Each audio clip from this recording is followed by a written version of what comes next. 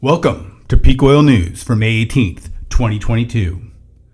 In what might be a sign of a changing economic regime, Aramco, the Saudi-based oil company, has dethroned Apple as the most valuable company on planet Earth.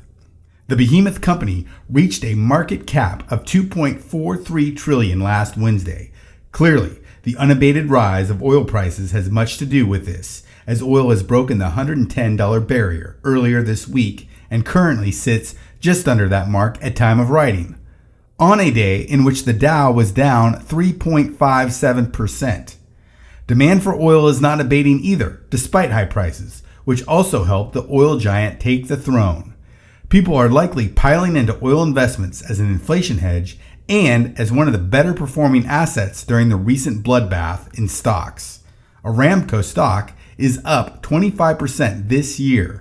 This all being despite the fact that the stock is inherently risky, as it is a state-owned company that often operates under other imperatives than simply profit. But this may have more symbolic significance than first glance offers, and could portend to something politically interesting being afoot. Let me explain. In this historian's opinion, the rise of the current radical left Democrats and the cancel culture politics that it has promoted has many of its roots in the 2008 campaign of Barack Obama. The Obama campaign succeeded in forming and exploiting powerful coalitions with high-tech companies and the Silicon Valley investment firms and companies that had become wildly rich in the decade before. Typically cash-starved Democrats suddenly found themselves awash with money, bucking a trend that practically went back as far as the election of 1896, when Republican William McKinley wildly outspent Democrat William Jennings Bryan. In 2008, Democrats easily outspent Republicans on the presidential campaign. For years after the election of 2008, the liberal establishment's hold on power solidified as the ethos of Silicon Valley grew and spread across the web.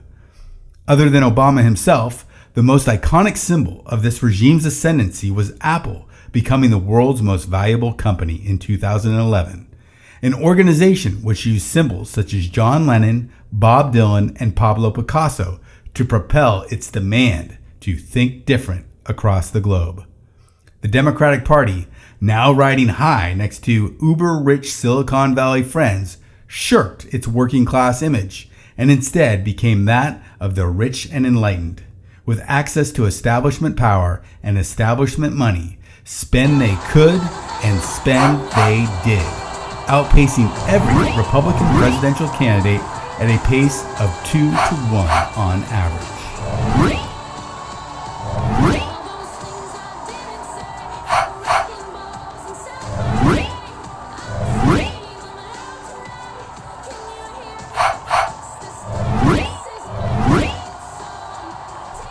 However, while it is no means certain, Apple's loss of preeminence to a vastly more ancient, commodity-based, and conservative business in both culture and design may just mean that the tides are shifting once again.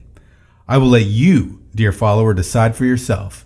Will oil and energy scarcity sully the shine and gimmick of modern-day power-hungry technological devices and deprive them of their political potency? Or will they provide more energy-efficient means to ends, and therefore become even more essential, and in turn increase their makers' hold on power? Let me know what you think in the comments. Just a quick recap of my thinking, because I think it got a little confused there at the end. My point was this.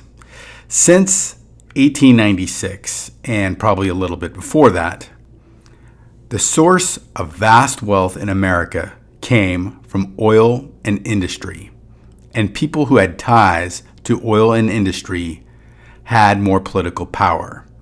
And since 1896, it has clearly been Republicans that had ties to those industries. However, in the early 2000s or the late 1990s, this changed, and the real value and the massive wealth that America produced became conglomerated in high tech and in the computer industry. And once this occurred, people in the computer industry and in the high tech industry vented their political ambitions and their political notions through the Democratic Party, as they found that party aligned more closely with their predominantly West Coast values.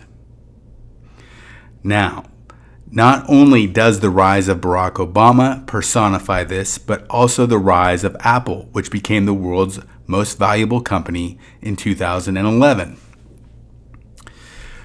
My point here is that now that Aramco has become the global most valuable company, it seems to me that we are seeing another sea change, that the producers of commodities and the producers of energy are again regaining the throne of having access to the most wealth.